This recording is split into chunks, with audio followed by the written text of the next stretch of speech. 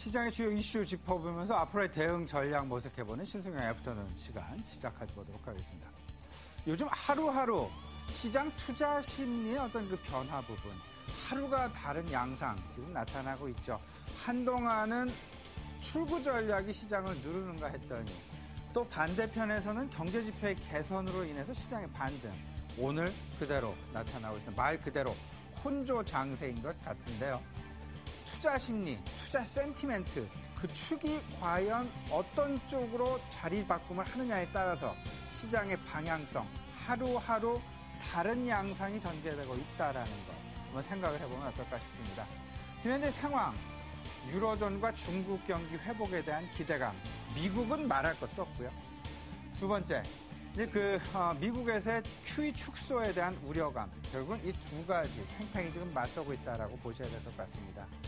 하지만 분명한 것은요, 사실 팩트와 가능성 사이에서 시장의 무게중심은 어느 쪽으로 쏠릴 가능성이 있겠느냐, 이 부분이 결국은 앞으로의 반등락장은 전개가 될 수는 있겠지만 시장의 추세를 결정할 그런 주요 요소일 것이다라는 부분에는 두말할 나위가 없어 보입니다.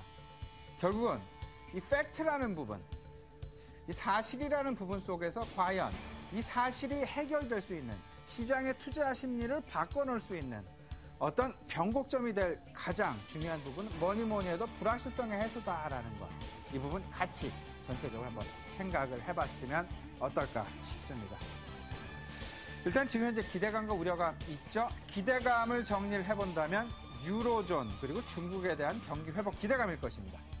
각각 PMI 지표, 어제도 우리 시장을 잠깐 하락의 늪에서 다소간 건져주었던 것이 중국에 대한 경기 회복 기대감이었고요. 지난밤 글로벌 증시를 크게 반등을 이끌었던 주요 핵심 요인은 유로존의 경기 회복 기대감이었습니다. 하지만 우려감 여전히 존재하고 있죠. 출구 전략에 대한 우려감이 되겠습니다. 미국에서 양적 완화 축소 부분. 이러다 보니까 등락이 반복되는 시장, 혼조 상황이 지속되는 시장, 이런 상황이 계속 나타날 것이다.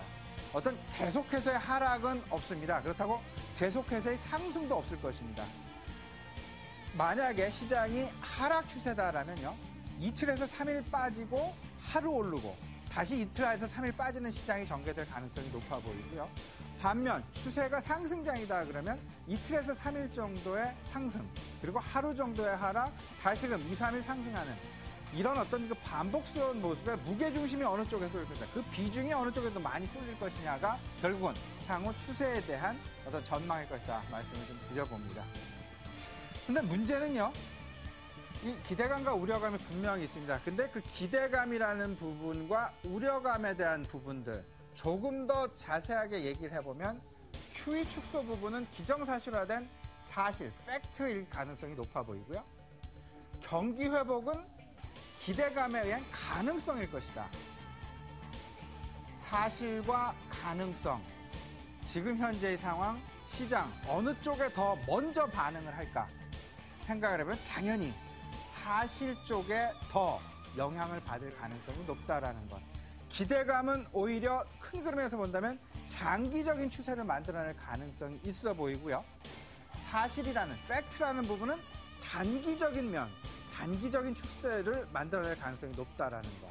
그렇다면 시장 대응 전략 어쩌면 여기서 도출이 될 수 있지 않을까 이렇게 좀 생각이 됩니다. 결국은요, 가능성, QE 축소, 기정사실화됐지만 불확실한 부분 많죠. 그 불확실성이 해소되는 국면, 그 부분이 변곡점으로 해서 장기적인 추세 상승이 나타날 가능성이 있다는 것. 이 부분 생각을 해보셔야 되겠습니다. 여러분, 다음 장 좀 돌려주십시오. 불확실성 해소에 초점을 맞춰보자. 불확실성, 제가 세 가지 어제 이 시간에 말씀을 드렸습니다. 축소의 시기, 축소의 규모, 그리고 축소의 대상.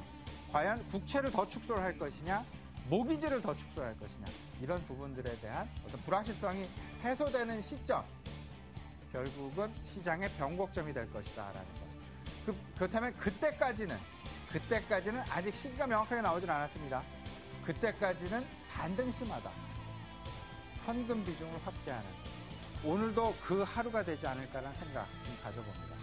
일단 지금 현재 그러면서 불확실성 해소를 대비한 포트, 전반적인 장기적인 추세 전환이 되는 상황에서의 포트, 어느 쪽으로 더 비중을 늘리면 좋을지, 어느 섹터의 비중을 더 늘리면 좋을지, 이 부분을 지금 같은 상황에서 재편의 기회로 삼으셔야 되겠다 말씀드렸고요. 그렇다면 과연 포트폴리오, 자세한 포트폴리오 어떻게 꾸려가면 좋을지, BS투자증권 홍순표 부장 오늘 스튜디오에 모셨습니다. 얘기 자세하게 나눠보겠습니다. 잠시 뵙겠습니다.